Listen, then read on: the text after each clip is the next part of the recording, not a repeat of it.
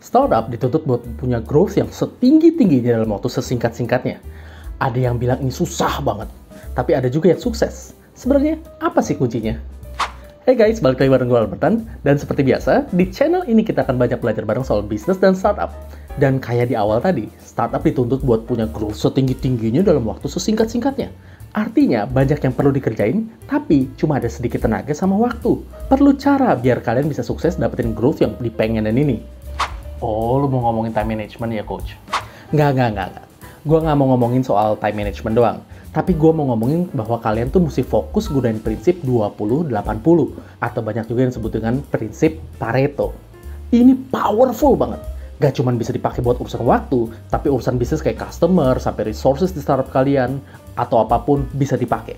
So, pastiin kalian stay tune sampai habis, soalnya gue bakal ngomongin juga aplikasinya di startup kalian sama kehidupan kalian tuh gimana. Pareto Principle, prinsip Pareto. Banyak juga yang bilang ini prinsip 20-80. Soalnya secara teori prinsip ini bilang 80% hal yang terjadi di dunia ini disebabin sama 20% penyebab. Tapi ini bukan rumus matematika yang udah pasti gitu ya, 80 versus 20. Malah nggak mesti totalnya di 100%. Bisa aja jadi 75-25, atau bisa 70-15, atau bisa juga 60-10 gitu ya. So 80-20 ini basically is a concept. Which means, 80 ini maksudnya mayoritas hasil, dan 20 ini maksudnya adalah penyebab atau hal yang paling valuable. Jadi dengan kata lain kalau diartiin, mayoritas hasil terbaik dihasilkan gara-gara sebagian kecil dari aktivitas kalian, tapi yang berkualitas. Ada orang bijak yang bilang, kalau kita mau ngerti lebih dalam tentang suatu hal, kita juga mesti tahu sejarah atau asal-muasalnya. Jadi Pareto Principle ini atau prinsip Pareto ditemuin sama orang Italia yang namanya Vilfredo Pareto. Jadi waktu itu ceritanya dia lagi ngeliatin ladangnya gitu ya. Terus tiba-tiba dia kepikiran, kok 80% hasil ladang yang bagus datangnya cuma dari 20% total tanaman di ladang. Terus dia penasaran nih. Dia coba lihat ke kasus lain. Waktu itu soal ekonomi di negaranya. Jadi dia hitung-hitung, kok 80% kekayaan orang di Italia cuma dimilikin sama 20% orang di sana. Jadilah Mr. Pareto ini makin yakin deh soal pemikirannya. Tapi istilah prinsip Pareto ini nggak dicetusin sama Vilfredo Pareto, tapi sama Dr. Joseph Juran. Di tahun 1940, Dr. Joseph Juran ini coba mengaplikasikan pemikirannya Pareto ini dalam manajemen. Dia lihat, ternyata 80% produk cacat di tempatnya disebabin sama 20% dari proses produksi yang salah. Jadi buat ningkatin kualitas produk, dia coba buat fokusin perbaikan sama 20% proses produksi yang salah tadi. And the result keren banget. Kualitas produknya meningkat drastis banget. Coba dia dulu nggak analisa pakai pemikiran Pareto ini.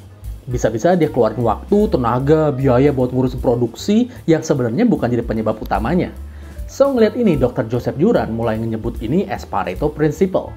Dia juga bilang we should focus on the vital few and ignore the trivial many to have a greater success. Atau dengan kata lain, dalam segala hal kita mesti fokus sama hal-hal penting yang justru ngasilin result yang lebih besar daripada hal-hal yang remeh yang justru buang-buang waktu tenaga kita.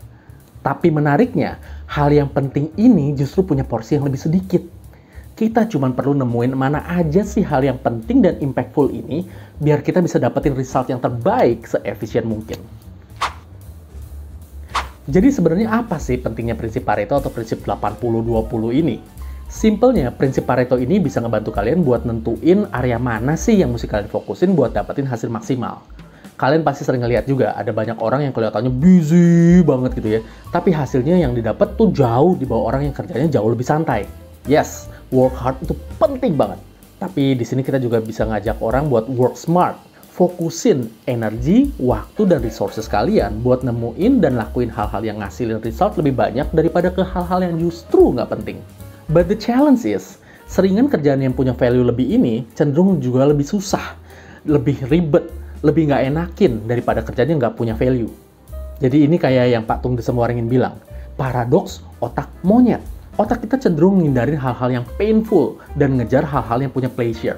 So kita semua, termasuk gua, tempting banget buat ngerjain hal-hal yang gampang, tapi sebenarnya nggak ngasilin. Padahal ini nggak bagus dan nggak efektif. So at the end of the day, gue coba ngerubah mindset gue. Nggak fokus sama susahnya ngerjain, tapi sama result yang bisa didapat kalau gue ngerjainnya versus pain yang bisa gue dapat kalau gue nggak ngerjain ini. Semakin sering kalian lakuin ini, semakin juga kalian terbiasa buat bangun good habit ke arah yang lebih sukses. Di awal video tadi, kita udah bahas bahwa startup ini pasti dituntut buat dapetin growth setinggi-tingginya dalam waktu yang sesingkat-singkatnya. Ini artinya kalian as founders perlu benar-benar fokus kalian biar kalian bisa lebih banyak lakuin hal-hal yang valuable. So, coba deh renungin pakai prinsip Pareto ini. Mana hal-hal yang lebih valuable, yang lebih menghasilkan? Fokus kerjaan itu dulu, dan hasilnya bakal jauh lebih maksimal buat kalian. Coach, emang di startup berlaku juga prinsip Pareto ini? Pastinya. Gue coba kasih 4 contoh ya. Misalnya, 1. Di bidang sales. Coba deh kalian cek, 80% omset kalian datangnya cuma dari 20% customer kalian. Ini artinya kalau kalian bisa fokusin dan dapetin hati dan penuhin kebutuhan 20% customer kalian ini, kalian juga udah bisa maintain 80% sales kalian. Yes, di sini data customer sama data pembelian per customer juga punya role yang penting banget. Coba deh, sort data penjualan kalian per customer ini. Terus cek customer-customer mana yang beli paling banyak. Terus kalian juga bisa analisa lebih dalam. Barang-barang apa yang dibeli, promo apa yang mereka suka, ulang tahunnya kapan. Kasih ucapan selamat ulang tahun ke mereka. Ini biar ada faktor wow yang kalian delivery buat mereka. So, mereka bisa happy dan bisa tetap jadi langganan kalian. Kalau kalian bisa fokus kasih servis yang bagus dan bisa bikin mereka yang masuk 20% ini jadi tetap langganan kalian, 80% sales kalian udah kejaga. Contoh kedua, di bidang inventory management. Kalau kalian analisa, 80% penjualan kalian bisa didominasi cuman dari 20% item di inventory list kalian.